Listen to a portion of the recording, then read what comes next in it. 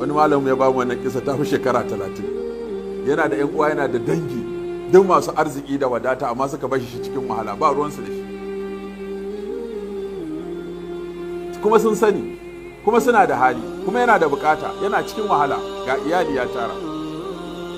Nuna abokinsa ya ba shawara, ce kaga duk dangin nan naka yanzu da za a ce za a ka mutu duk zuwa za su. Shawarar da zan baka kawai a sanar ka mutu kawai.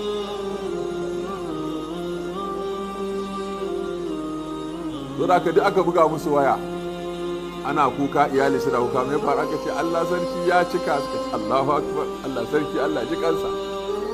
Kafin ka ce mai mana an cika kofar gidan nan da motoci da ana jira a ji a raka shi makabarta. Shi kuma ya riga ya filan da abokansa da iyalansa. Sai su leƙo su yaya ce ana shiryawa. Shi kuma yana tambaya wane ya zo, a ce saura shi yana hanya. Wane fa a ce shi ma yana hanya. Wane fa a ce shi ya iso yana nan zaune, ce yawwa. Kun gama haɗuwa ku gaya min za a fito da jana'iza. Duk suka zo aka yi ta faki, wasu ba sun fara gajiya suna duba agogo. Ce ku ƙara haƙuri dai ana haɗa shi. Idan sun gama haɗuwa kam sai dai koci assalamu alaikum wa rahmatullahi. Ya ce yanzu kai ma ne dama kana nan, kai ma ashe kana nan. Yanzu jama'a kun gafa irin dangin da nake da su, kun gafa yan uwana, kun ga manyan motoci jama'a fa duk waɗannan da aka yi fakin duk yan uwana ne. Yanzu Allah kuna da duk waɗannan kuka bar da cikin wahala.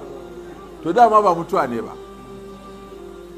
ban mutu ba, filan na shirya don in ganku, za ku tashi ku tafi.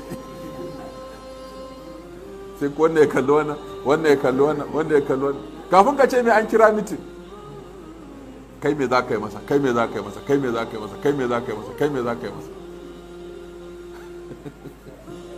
Na'am? Ko kai ma za ka yi mutuwan ne?